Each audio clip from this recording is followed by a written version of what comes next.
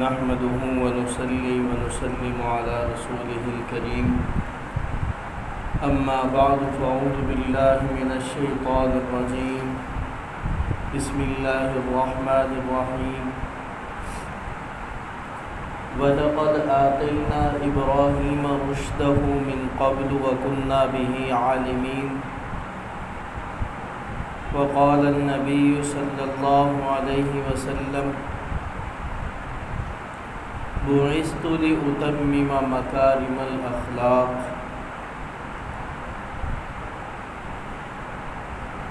میرے محترم و مکرم دوستو،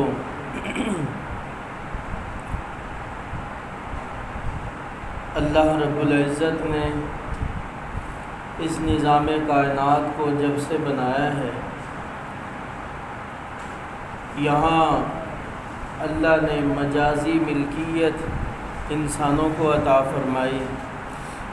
یہاں کی حقیقی ملکیت وہ اللہ ہی کی ذات کی ہے۔ جو اللہ کا حکم ہوتا ہے وہی یہاں پر نافذ ہوتا ہے، اور اس کے بارے میں اللہ کلام پاک میں فرماتے ہیں اللہ الذی خلق سبع سماوات ومن الارض مثلہن۔ اللہ ہی کی ذات وہ ہے کہ جس نے 7 آسمان پیدا کیے اور اسی کے مثل 7 زمینیں پیدا کی۔ یتنزل الامر بینہن، اور ان کے درمیان اللہ ہی کا حکم نافذ ہوتا ہے۔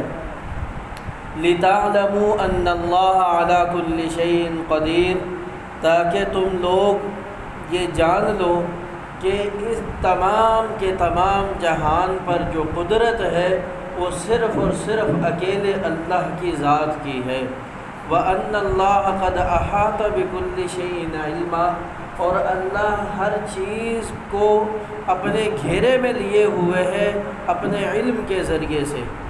ہر چیز اللہ کے گھیرے کے اندر ہے، ہر چیز اللہ کے علم کے اندر محیط ہے۔ کوئی بھی چیز اللہ کے علم سے باہر نہیں ہے، اور اللہ ہی نے یہ نظام بنایا ہے اور اللہ ہی اس کو چلا رہا ہے۔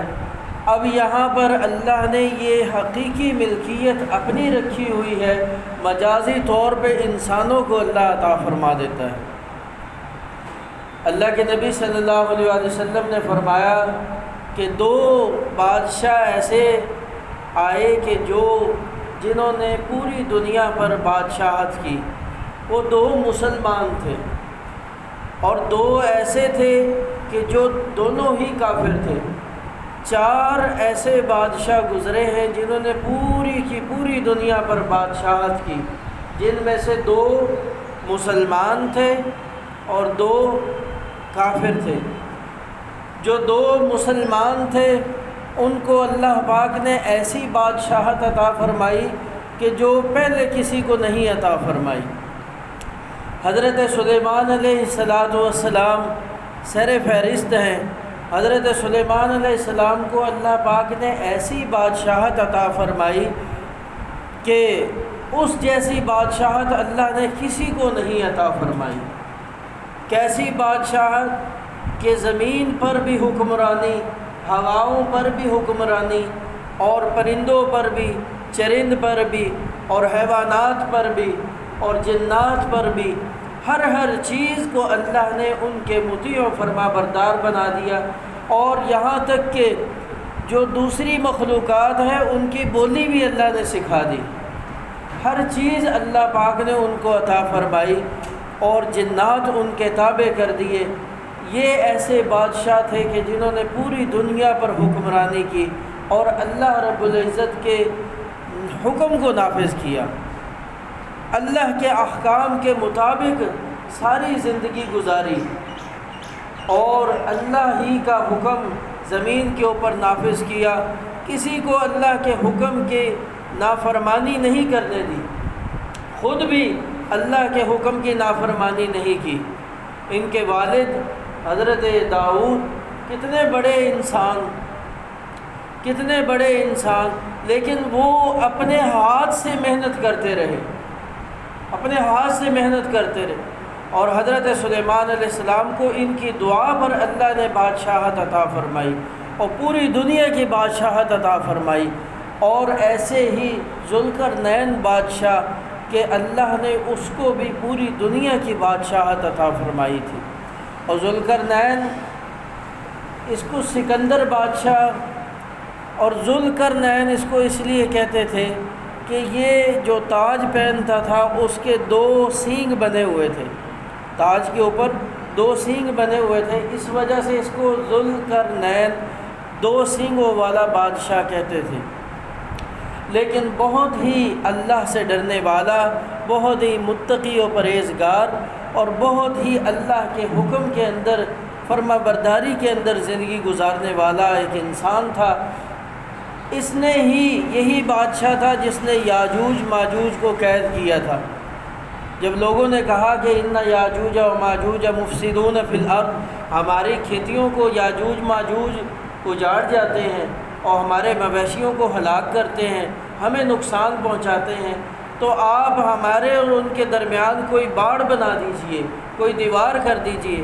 تو اس بادشاہ نے، ہمارے بادشاہ تو کہتے ہیں بھئی لاؤ بھی پیسہ، تو انہوں نے کہا کہ بھئی ہمارے درمیان ان کے درمیان آپ آڑ کر دیجئے۔ تو انہوں نے کہا بھئی مجھے تمہارے پیسے کی ضرورت نہیں ہے، تمہاری چیزوں کی ضرورت نہیں ہے، اللہ نے جو مجھے عطا فرمایا ہے میرے لیے بہت زیادہ ہے، بس اتنی ضرورت ہے کہ جو میں کہوں وہ تم کرو۔ تو ان سے اس نے آگ جلوائی اور سیسا پگھلایا اور دھاتیں کئی قسم کی ملا کے انہوں نے وہ دیوار کھڑی کی جو یاجوج ماجوج اور ان کے درمیان انہوں نے کھڑی کی، اور اس دیوار کے اندر انہوں نے 1 روپیہ بھی کسی سے نہیں لیا، کسی سے کوئی چیز نہیں لی۔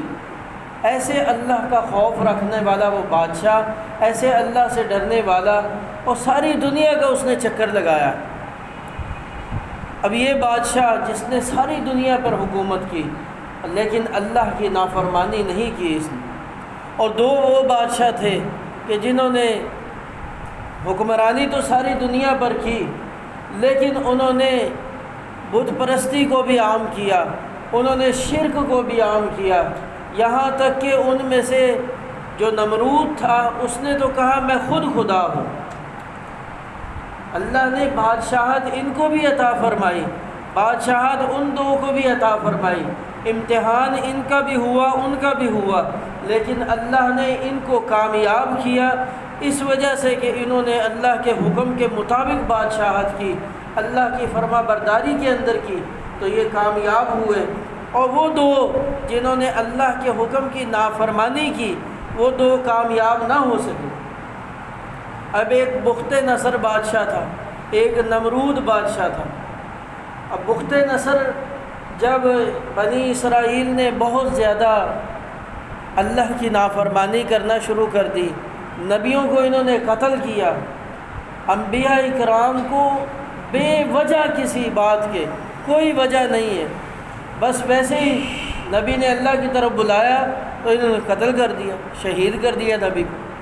تو اللہ کو ان پر غصہ آیا اور وہ اس بخت نصر بادشاہ کو ان پر مسلط کیا، بیت المقدس اس نے آ کے اپنے قبضے میں لے لیا، اور ان کے 80,000 انسانوں کو اس نے ایسا قتل کیا جیسے کہ جانوروں کو ذبح کیا جاتا ہے، اور اس نے 80,000 کے قریب ان کی عورتوں بچوں کو اپنا باندی غلام لونڈیاں بنایا، اپنی نکرانیاں بنایا۔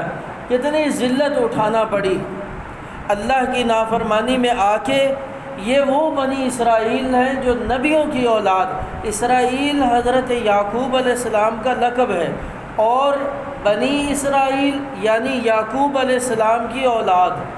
تو یعقوب علیہ السلام وہ انسان ہے کہ جن کے والد حضرت اسحاق ہیں، اور حضرت اسحاق وہ نبی ہیں کہ جن کے والد حضرت ابراہیم علیہ السلام ہیں۔ حضرت ابراہیم علیہ السلام ان کے بارے میں اللہ پاک فرماتے ہیں ان ابراہیم لحلیم اوّاہ منیب، بڑے ہی نرم دل انسان تھے اور بڑے ہی بڑھیا انسان تھے، موحد انسان تھے۔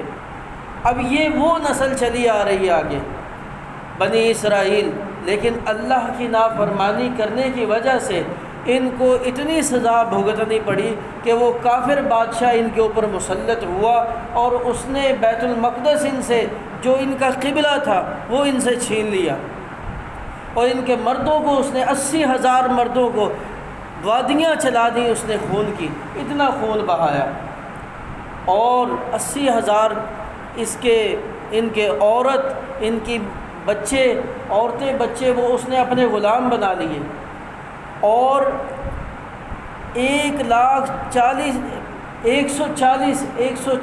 بیل گاڑیاں اس نے سونے چاندی ہیرے جواہرات کی، جو حضرت سلیمان علیہ السلام نے بیت المقدس کے اندر لگائے تھے، اس نے اتار کے وہ بیل گاڑیاں بھر کے وہ لے کر گیا اپنے ساتھ۔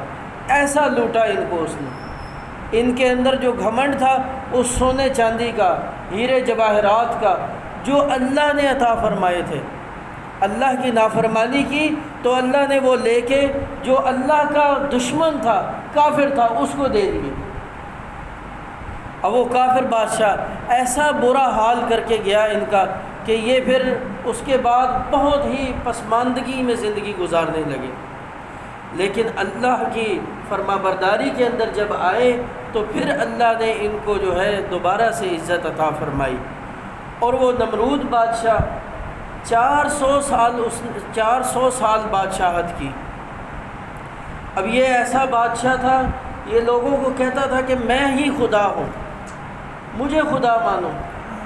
حضرت ابراہیم علیہ السلام کی پیدائش سے پہلے حضرت ابراہیم علیہ السلام، ان کے والد کا نام قرآن پاک میں آزر آتا ہے، احادیث کے اندر اس کا نام تاروخ آتا ہے۔ یہ تاروخ یہ حضرت نوح علیہ السلام کے بیٹے سام کی اولاد میں سے تھے آگے، اور حضرت ابراہیم علیہ السلام آزر یعنی تاروخ جو تھا اس کی اولاد میں سے تھے۔ تو حضرت ابراہیم علیہ السلام کی پیدائش سے پہلے اس نمرود بادشاہ کو ایک خواب آیا۔ اس خواب کے اندر وہ یہ دیکھتا ہے کہ ایک چھوٹا سا ستارہ طلوع ہوا، اور وہ طلوع ہوتے بڑھتا گیا، اس کی روشنی بڑھتی گئی، اتنی روشنی اس کی بڑھی کہ اس کی روشنی چاند سے بھی زیادہ ہو گئی۔ اور دوسرے دن یہی خواب دن کو دیکھا، اس نے دن کو خواب دیکھتا ہے کہ بھئی وہی ستارہ وہ طلوع ہوا اور اس کی روشنی بڑھتی گئی، اتنی بڑی اس کی روشنی کہ سورج کی ساری روشنی پر وہ غالب آ گئی۔ سورج کی روشنی کم ہو گئی اور اس ستارے کی روشنی زیادہ ہو گئی۔ اب جب اس نے دیکھا کہ بھئی یہ رات مجھے خواب آیا تھا کہ ستارے کی روشنی چاند پہ غالب آئی ہے، اب دن کو خواب آیا ہے ستارے کی روشنی سورج پہ غالب آ گئی، تو یہ بڑا پریشان ہوا۔ اس نے اپنے نجومیوں کو، کاہنوں کو، مجوسیوں کو، سارے لوگوں، قیافہ شناسوں کو بلایا کہ بھئی مجھے اس کے بارے میں بتاؤ کہ یہ جو مجھے خواب آ رہا ہے، اس خواب کی کیا حقیقت ہے، یہ کیا چیز ہے۔ تو جب اس نے بلایا تو کاہنوں نے، یہ جو کاہن لوگ ہوتے تھے یہ جنات سے خبریں لے کے آگے بتاتے تھے۔ پہلے جنات آسمانوں پر چڑھ جاتے تھے۔ یہ ہمارے نبی حضرت محمد عربی صلی اللہ علیہ وسلم کا ایک معجزہ ہے کہ آپ کے دنیا میں آنے کے بعد جنات کی جرأت نہیں کہ وہ آسمانوں پہ چلے جائیں۔ اللہ نے پہرے لگا دیا آسمانوں پہ پہرے لگ گئے، اور جو خبریں یہ چوری کر کے لا کے کاہنوں کو، نجومیوں کو دیتے تھے، اللہ نے وہ سب ختم کروا دی۔ اس میں ایک واقعہ لکھا ہے کہ پہلے جنات جب جاتے تھے اوپر خبریں چوری کرنے، تو ایک جن تھا، وہ ایک انسان کے ساتھ ایک گھر میں رہتا تھا اور اس کی بیوی کو تنگ کرتا۔ اب یہ انسان اس کو دیکھ لیتا تھا، اوروں کو یہ نظر نہیں آتا تھا جن۔ ایک دن اس نے کہا بھئی، اس نے تقسیم کیا ہوا تھا جن نے کہ بھئی رات کو اس عورت کے پاس میں رہوں گا اور دن کو تو نے رہنا ہے، رات کو اس کمرے میں نہیں آنا، باہر رہنا تو۔ تو ایک دن اس نے کہا جن نے کہ بھئی تم بھی آج تم اندر رہنا، آج میں نہیں ہوں گا ادھر، نے کہا بھئی تو کیوں نہیں ہوگا آج؟ پہلے تو مجھے باہر نکال دیتا تھا، تو اب کیوں نہیں ہوگا؟ نے کہا بھی اب میری باری ہے آج آسمانوں پہ جانے کی۔ تو جیسے جنات اوپر جاتے ہیں اور جا کے وہاں سے خبریں چوری کر کے لاتے ہیں، تو آج انہوں نے میری ڈیوٹی لگائی ہے کہ خبر وہاں سے لے کے آنا کہ کل کو کیا ہوگا۔ تو اس نے کہا بھی دیکھ کتنے دن تو میرے ساتھ رہا، میں تیری بات مانتا رہا، تو برا ہے لیکن پھر بھی تیری بات مانتا رہا، تو آج تو میری بات مان، مجھے بھی آسمانوں پہ لے کے چل۔ نے کہا بھی تو آسمانوں پہ نہیں جا سکتا؟ نے کہا نہیں میں نے جانا ہے آسمانوں پہ۔ تو جب اس نے اصرار کیا تو اس نے کہا ٹھیک ہے بھئی تو چل میرے ساتھ۔ تو وہ جن جو ہے ایک سور کی شکل میں بن گیا۔ تو اب یہ اس کو اس نے کہا کہ تم میرے اوپر بیٹھ جاؤ اور پھر آسمانوں کا سفر شروع کرتے ہیں۔ تو اس کے بال بھی بہت بڑے بڑے ہو گئے، تو اب یہ انسان اس کے اوپر بیٹھا، اس کو پکڑ کے بیٹھ گیا۔ تو جب آپ اوپر جا رہے تھے اس نے کہا میں نے بہت سارے جنات کو دیکھا۔ اس نے کہا اپنی آنکھیں بند کر کے رکھو اور تم نے ان کی طرف توجہ نہیں دینی۔ تو جب آسمانوں کے قریب پہنچے تو اس نے کہا اب دیکھو وہ فرشتے بیٹھے ہیں، وہ باتیں کر رہے ہیں آپس میں بھئی کل کو یہ ہوگا۔ تو جب یہ کان لگا کے سننے لگا تو ادھر سے ایک فرشتے نے ایک ستارہ شہاب ثاقب جسے کہتے ہیں، قرآن پاک میں آیا اس کا تذکرہ شہاب ثاقب، فاتبعہ شہاب ثاقب، کہ جو شیطان اوپر جاتا ہے اب چوری کرنے کے لیے آسمانی خبروں کو، اس کو اللہ نے شہاب ثاقب مارنے کے لیے فرشتوں کی ڈیوٹی لگا رکھی ہے کہ وہ ایک گولے کی طرح، ایک بم کی طرح لگتا ہے اس کو اور اس کو جلا کے راکھ کر دیتا ہے۔ ہم نے دیکھا ہے آسمانوں پہ کبھی وہ ستارے جو ٹوٹتے ہوئے نظر آتے ہیں وہ شہاب ثاقب ہوتے ہیں۔ تو اب وہ جب اوپر گیا، کان لگایا، سننے لگا، تو ایک فرشتے نے وہ ستارہ پکڑا اور اس کو زور سے کچھ پڑھ کے مارا اور یہ وہاں سے لڑکتا ہوا نیچے کو آیا۔ اب وہ انسان اس کو مضبوطی سے پکڑے بیٹھا رہا۔ جب یہ نیچے کو آ گیا تو اس نے پوچھا بھئی وہ انسان نے وہ الفاظ پر بھی جو توجہ دی کہ بھئی اب یہ کیا پڑھ رہے ہیں، تو جو باتیں جو کلام اس نے پڑھا تھا فرشتے نے اور پڑھ کے پھونک مار کے اس کو مارا، وہ اس نے وہیں پہ سیکھ لیا، یاد کر لیا۔ اب جب نیچے آیا تو اس نے پوچھا بھی تو وہاں سے گرا کیوں تھا؟ اس نے کہا پتہ نہیں کیا بات ہے، پہلے کبھی نہیں ایسے ہوا، اب ایسے ہونا شروع ہو گیا۔ پہلے میں آتا تھا، میری پہلے بھی ڈیوٹی لگی، لیکن پہلے کبھی ایسے ستارہ نہیں لگا، آج پتہ نہیں کیوں ایسے ہوا میرے ساتھ۔ تو اس نے کہا خاص کوئی بات جو ہے نا وجود میں آ گئی ہے، کوئی معاملہ جو ہے نا خاص وجود میں آ گیا ہے۔ تو حضرت جب وہ نیچے کو آیا تو اس نے زمین پہ آ کے ان کو بتایا کہ بھئی میرے ساتھ تو یہ معاملہ پیش آیا ہے، بات نہیں سنی گئی، اس نے تو مجھے مارا ہے، کوئی گولا مارا جس سے میں نیچے کو آیا، بڑی مشکل سے بچا ہوں۔ تو جب یہ بات ساری بتا دی تو وہ اب رات کو اس کے پاس آیا، تو اب انسان نے اس کو کہا بھئی یہاں سے باہر، اندر نہیں آنا۔ نے کہا بھی پہلے تو کبھی نہیں تو اتنا غصہ دکھاتا تھا، آج کیسے غصہ دکھا رہا ہے؟ اس نے کہا باہر چلا جا ورنہ تیرے ساتھ برا پیش آؤں گا۔ نے کہا بھی میں باہر نہیں جاتا، تو کر لے جو کرنا ہے۔ اس نے ایک چھوٹا سا پتھر اٹھایا اور اس پہ آیت الکرسی اس وقت وہ پڑھی، اس نے پھونک ماری اور اس کو زور سے رکھ کے مارا، اور جن جو تھا ادھر ہی آگ لگ گئی اور پھٹ گیا ادھر ہی۔ تو اس کے اندر اللہ نے اتنی طاقت رکھی ہے آیت الکرسی کے اندر، اور یہ حفاظت ہے ہر چیز سے، ہمیں یقین ہونا چاہیے۔ اللہ کے نبی صلی اللہ علیہ وسلم نے اپنی امت کو یہ سکھایا ہے۔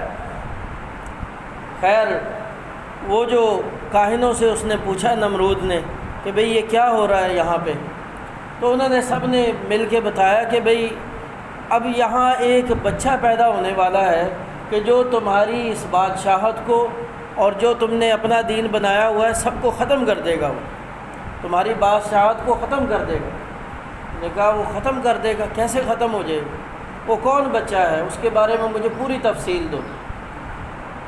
تو وہ جو کاہن نجومی تھے، کیافہ شناس، یہ جو کاہن ہوتے ہیں یہ جنات کی باتوں کو سن کے آگے بتاتے تھے، کبھی سچی ہو جاتی تھی کبھی جھوٹی ہو جاتی تھی۔ ایسے ہی کیافہ شناس وہ انسانی علامات کو دیکھ کے بات کرتے ہیں کہ بھئی یہ جو آدمی ہے اس کے ساتھ آثار ملتے ہیں، تو لہٰذا یہ اس کا بیٹا ہوگا۔ تو اب وہ سب نے مل کے کہا کہ بھئی یہاں بچہ پیدا ہوگا جو تیری سلطنت ہے اس کے قریب ہی قریب کوئی بچہ پیدا ہوگا کہ جو تیری سلطنت کو ختم کرے گا، اور یہ جو تو نے دین گھڑ رکھا ہے اپنا، جو اپنے آپ کو خدا کہہ رہا ہے، اس کو جو ہے نا ختم کرنے والا ہوگا۔ اس نے کہا بھئی اس کے بارے میں تو بڑی پریشانی والی بات ہے، تو ایسے کیسے ہم حل کریں؟ انہوں نے کہا کہ بھئی اس کے بارے میں پریشان ہونے کی بات ہی کوئی نہیں ہے، مردوں کو الگ کر دو، عورتوں کو الگ کر دو، مرد جو ہے وہ ایک طرف رہے، عورتیں ایک طرف رہیں، دونوں کا آپس میں ملاپ ہی نہ ہو تو بچہ کیسے پیدا ہوگا؟ کوئی مسئلے کی بات نہیں ہے۔ تو اس نے کہا کہ چلو یہ بات ٹھیک ہے، عورتوں کو اپنے علاقے کا تو پتہ چل گیا تھا بھئی اسی علاقے میں بچہ پیدا ہوگا، تو عورتوں کو ایک طرف کر دیا، مردوں کو ایک طرف کر دیا۔ اب اللہ کی ذات جب چاہ لے کہ بھئی میں نے یہ کام کرنا ہی کرنا ہے، انما امرہ اذا اراد شیئا ان یقول لہ کن فیکون، جب اللہ کسی کام کے کرنے کا ارادہ کر لیتا ہے تو کہہ دیتا ہے ہو جا، وہ ہو جاتا ہے۔ تو اللہ نے ارادہ کر لیا تھا، ان کو پتہ بھی چل گیا کہ بھئی یہ بات ہونے والی ہے، یہ کام ہونے والا ہے، لیکن اس نے تدبیر کی کہ بھئی میں اس کام کو روکوں، اللہ کے کیے ہوئے کام کو روکوں، اللہ کے ارادے کو روکوں۔ تو اللہ کے ارادے کو انسان کون ہوتا روکنے والا؟ یہ نمرود وہی ہے جس کو اللہ نے بکری کے بچے سے جوان کیا، بکری کا دودھ پلا پلا کے، ہرن کا دودھ ایک روایت میں آتا ہے، ایک میں بکری کا دودھ آتا ہے، پلا پلا کے جوان کیا، آج اللہ ہی کے مقابلے میں کھڑا ہو گیا۔ تو اللہ کی ذات نے اس کی تدبیر کو توڑا۔ اس نے یہ بیوقوفی کی، جو عورتوں پر جو نگران عورت بنائی وہ حضرت ابراہیم علیہ السلام کی والدہ امیلہ تھی، مردوں پر جو نگران بنائے وہ تاروخ حضرت ابراہیم علیہ السلام کے والد آزر تھے، اور یہ دونوں نگران بن گئے، وہ عورتوں پہ نگران، یہ مردوں پہ نگران۔ تو چند دن گزرے، اپنے جومیوں سے، کاہنوں سے پوچھتا رہا کہ بھئی بتاؤ، نے کہا جی ابھی تک کوئی ایسا آثار ظاہر نہیں ہوئے، ابھی بچہ اپنے باپ کی پیٹھ کے اندر ہی ہے۔ تو ایک رات ایسی آئی، اس میں سارے مرد بھی سو گئے، عورتیں بھی سو گئیں، اب یہ میاں بیوی دونوں جاگ رہے تھے جو پہرے دار تھے، ادھر ان کی والدہ امیلہ اور ادھر تاروخ آزر۔ تو اللہ کا امر وجود میں آیا، اب ان دونوں کا اللہ نے ملاپ کروا دیا۔ اب صبح ہوئی تو کاہنوں نے آ کے خبر دی جی وہ کام ہو چکا ہے، وہ بچہ اپنے باپ کی پیٹھ میں سے اپنی والدہ کے رحم میں پہنچ گیا ہے۔ نے کہا مجھے بتاؤ وہ عورت کون ہے؟ نے کہا یہ ہم خبر نہیں لگا سکتے، یہ ہمارے بس کی بات نہیں ہے۔ تو اللہ پاک نے ان کی تدبیروں کو توڑ کے رکھ دیا۔ اللہ کی ذات نے بتا دیا کہ بھئی جو میں ارادہ کر لوں، جو میرا حکم ہو، اس کو کوئی روکنے والا انسان کوئی ہے ہی نہیں ایسا، چاہے پوری دنیا کا بادشاہ کیوں نہ ہو، لیکن میرے ارادے کو، میرے امر کو روکنے والا کوئی کسی کے اندر طاقت نہیں ہے۔ اللہ کہتے ہیں یتنزل الامر بینہن، اس میں حکم میرا ہی نافذ ہوتا ہے، چاہے بادشاہت مجازی کسی کو مل جائے۔ تو اللہ پاک نے حضرت ابراہیم علیہ السلام کا وجود پیدا کر دیا۔ اب جب اس نے کہا چلو جس عورت کے اندر آثار ظاہر ہوں اس عورت کو لانا، اس کو قتل کر دیں، اللہ رب العزت نے آثار ہی ظاہر نہیں ہونے دی، پتہ ہی نہیں چلا کہ ماں کے پیٹ کے اندر ابراہیم علیہ السلام ہے، آثار ہی ظاہر نہیں ہوئے، اور صرف اس وقت پتہ چلا جب درد ذہ ہوا۔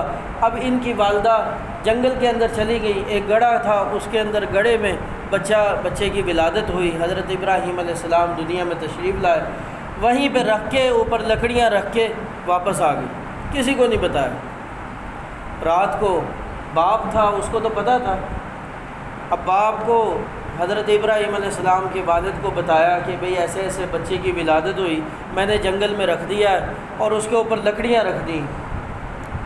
تو دونوں میاں بیوی گئے، وہ باپ تھا، اس کو بھی محبت تھی، باپ کو تو فطرتی محبت ہوتی ہے اولاد سے، تو اس نے ایک باڑ بنا دی، یہ لکڑیوں کی باڑ بنائی تھی، تو اس نے پتھر جمع کر کے ایک غار نما ایک کمرہ سا بنا دیا، اس کے آگے ایک پتھر رکھ دیا۔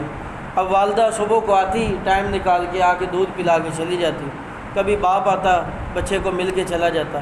حضرت ابراہیم علیہ السلام چند دنوں کے اندر، ایک دن والدہ آئی دودھ پلانے کے لیے، دیکھتی ہے ایک انگلی میں سے دودھ نکل رہا ہے، ایک میں سے شہد نکل رہا ہے، ایک میں سے پانی نکل رہا ہے، ایک میں سے گھی نکل رہا ہے۔ ان کی والدہ دیکھ کے حیران رہ گئی۔ اللہ پاک نے 15-20 دن کے اندر ایسا کر دیا کہ سمجھدار بچے کی طرح ہو گئے۔ نبی تھے نا، اللہ نے ان کی پرورش کی، اللہ نے ان کو کھلایا پلایا۔ 15 دن کا بچہ ایسے ہو گئے حضرت ابراہیم علیہ السلام، کوئی کہہ ہی نہیں سکتا تھا کہ یہ 15 دن کا بچہ ہے۔ اللہ کی ذات نے ان کی تمام تدبیریں ختم کر کے رکھ دیں، اور یہ حضرت ابراہیم علیہ السلام ایک کھیلتے کودتے بچے بن گئے، اور اب اپنی ماں کے پاس آئے۔ اور بچوں کے اندر اللہ کہہ رہے وَلَقَدْ آتَيْنَا إِبْرَاهِيمَ رُشْدَهُ مِنْ قَبْلُ، ہم نے پہلے ہی ابراہیم علیہ السلام کو رشد، ہدایت عطا فرما دی تھی، سمجھداری شروع سے ہی عطا فرما دی تھی۔ وَكُنَّا بِهِ عَالِمِينَ، اور ہمارے بڑے ہی جاننے والے تھے حضرت ابراہیم علیہ السلام، شروع ہی سے ہمیں جاننے والے تھے۔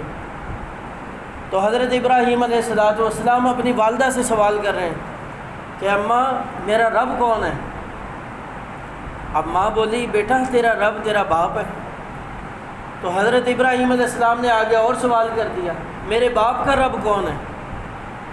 تو والدہ بولی کہ بیٹا تیرے باپ کا رب وہ نمرود ہے۔ نے کہا رب نمرود کا رب کون ہے؟ تو ماں نے کہا خاموش ہو جاؤ، یہ بات اس نے سن لی تو مارے گا پھر۔ تو اتنے میں حضرت ابراہیم علیہ السلام کے والد یہ شروع سے بت پرست تھے، مشرک تھے، بتوں کو بناتے تھے اور بت ہی بیچتے تھے۔ تو حضرت ابراہیم علیہ السلام نے پوچھا کہ ابا جان میرا رب کون ہے؟ تو باپ بولا تیرا رب تیری ماں ہے۔ نے کہا میری ماں کا رب کون ہے؟ نے کہا تیری ماں کا رب نمرود ہے۔ نمرود کا رب کون ہے؟ تو وہ غصے میں آیا، اس نے ایک تھپڑ مارا، وہ کہا کہ خاموش ہو جاؤ، اس سے آگے بات نہ کرنا۔ وہ جھوٹا خدا اس نے اتنا زیادہ لوگوں کو گمراہ کر دیا تھا کہ اللہ کی پہچان ہی بلا دی۔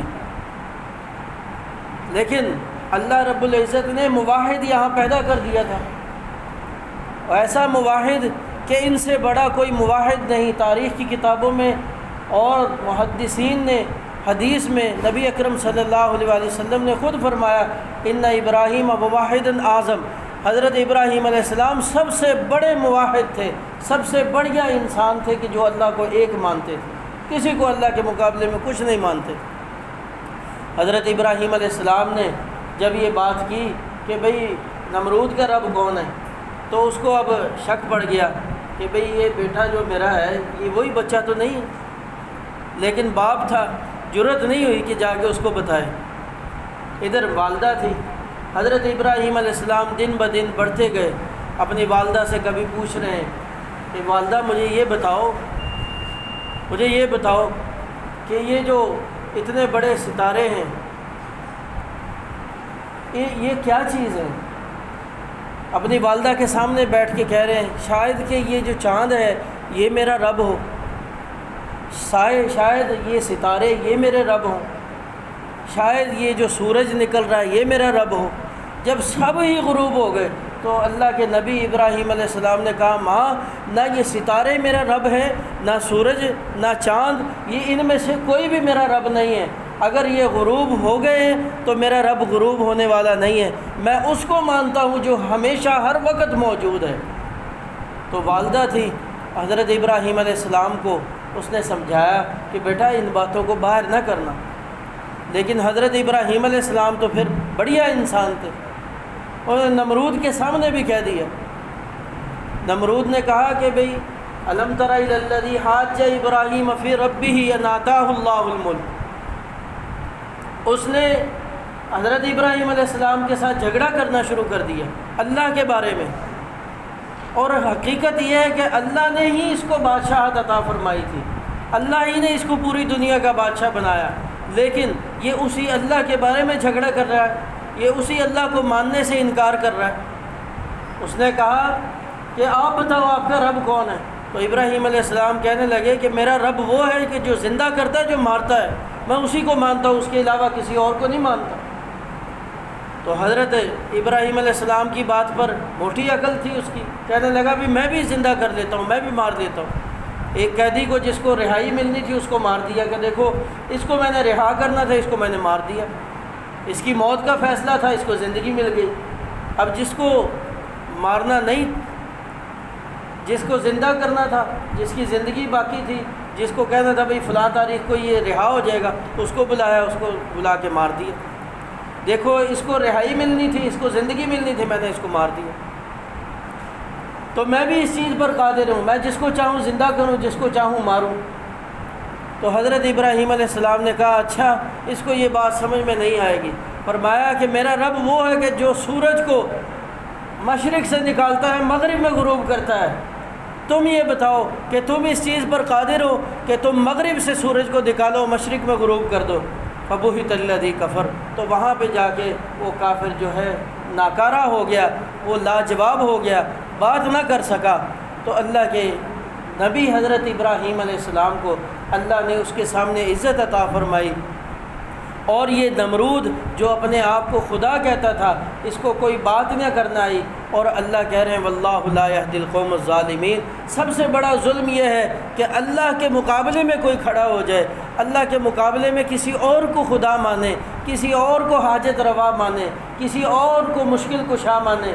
اللہ کے سوا کوئی حاجت روا، کوئی مشکل کشا نہیں ہے، صرف اللہ ہی کی ذات ہے کہ جو حاجت روا ہے، جو مشکل کشا ہے۔ اگر کوئی ایسا کرتا ہے تو وہ ظالم ہے، اور اللہ ظالموں کو ہدایت نہیں عطا فرماتا۔ اللہ سے دعا ہے کہ اللہ ہمیں ہدایت کا وہ خزانہ عطا فرمائے جو اللہ کا سب سے بڑھیا خزانہ ہے۔ وآخر دعوانا الحمدللہ۔